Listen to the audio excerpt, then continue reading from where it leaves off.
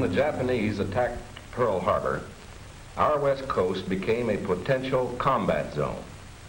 Living in that zone were more than 100,000 persons of Japanese ancestry, 2/3 of them American citizens, 1/3 aliens.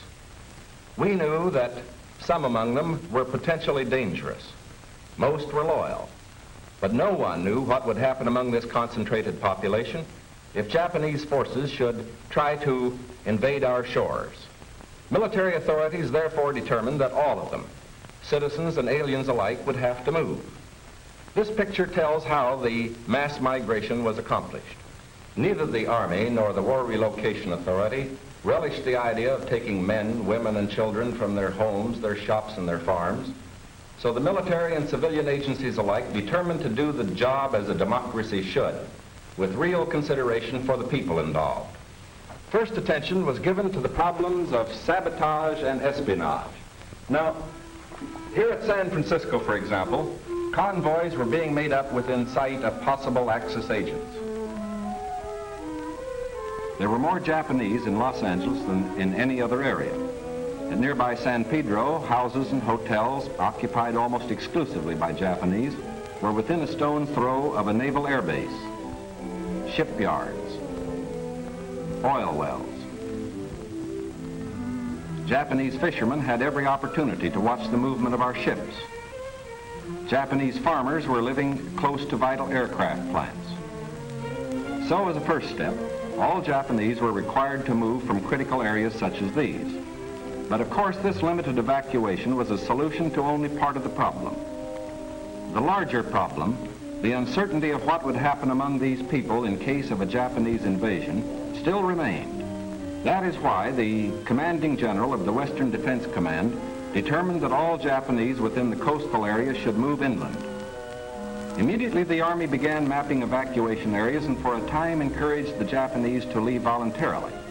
But trouble for the voluntary evacuees soon threatened in their new locations. So the program was quickly put on a planned and protected basis. Thereafter, the American citizen Japanese and Japanese aliens made their plans in accordance with Army orders. Notices were posted. All persons of Japanese descent were required to register. They gathered in their own churches and schools, and the Japanese themselves cheerfully handled the enormous paperwork involved in the migration. Civilian physicians made preliminary medical examinations. Government agencies helped in 100 ways. They helped the evacuees find tenants for their farms. They helped businessmen lease, sell, or store their property. Now, this aid was financed by the government, but quick disposal of property often involved financial sacrifice for the evacuees. Now the actual migration got underway. The Army provided fleets of vans to transport household belongings and buses to move the people to assembly centers. The evacuees cooperated wholeheartedly. The many loyal among them felt that this was a sacrifice they could make in behalf of America's war effort. In small towns as well as large, up and down the coast, the moving continued.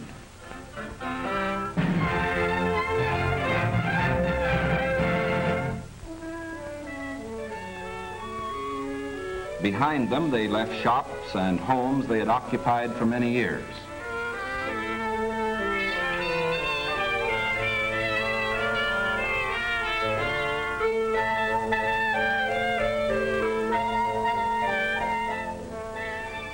Their fishing fleets were impounded and left under guard. Now they were taken to racetracks and fairgrounds where the Army almost overnight had built assembly centers. They lived here until new pioneer communities could be completed on federally owned lands in the interior.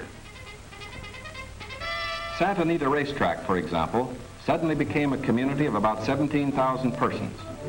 The Army provided housing and plenty of healthful, nourishing food for all. The residents of the new community set about developing a way of life as nearly normal as possible. They held church services, Protestant, Catholic, and Buddhist.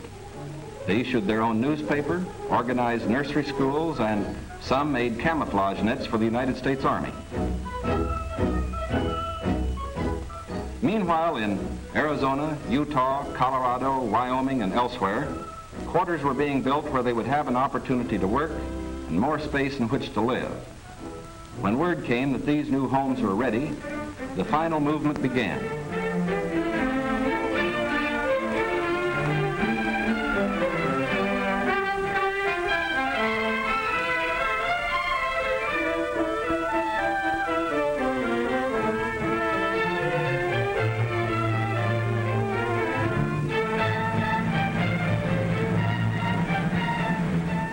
At each relocation center, evacuees were met by an advance contingent of Japanese who had arrived some days earlier and who now acted as guides.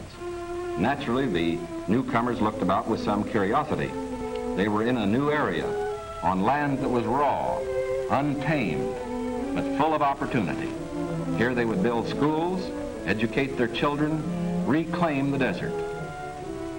Their own physicians took precautions to guard against epidemics. They opened advanced Americanization classes for college students, who in turn would instruct other groups. They made a rough beginning at self-government, for while the Army would guard the outer limits of each area, community life and security within were largely up to the Japanese themselves. They immediately saw the need for developing civic leaders. At weekly community meetings, citations were given to the block leaders who had worked most diligently. Special emphasis was put on the health and care of these American children of Japanese descent.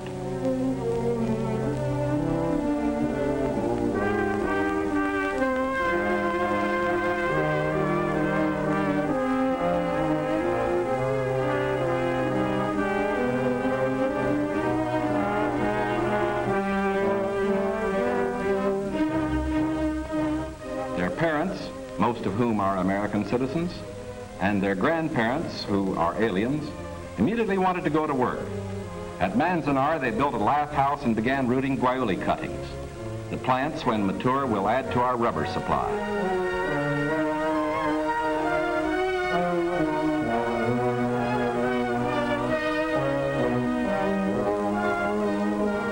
At Parker, they undertook the irrigation of fertile desert lands. Meanwhile, in areas away from the coast and under appropriate safeguards, many were permitted to enter private employment, particularly to work in sugar beet fields where labor was badly needed. Now, this brief picture is actually the prologue to a story that is yet to be told. The full story will begin to unfold when the raw lands of the desert turn green, when all adult hands are at productive work on public lands or in private employment. It will be fully told only when circumstances permit the loyal American citizens once again to enjoy the freedom we in this country cherish, and when the disloyal, we hope, have left this country for good. In the meantime, we are setting a standard for the rest of the world in the treatment of people who may have loyalties to an enemy nation. We are protecting ourselves without violating the principles of Christian decency. And we won't change this fundamental decency no matter what our enemies do.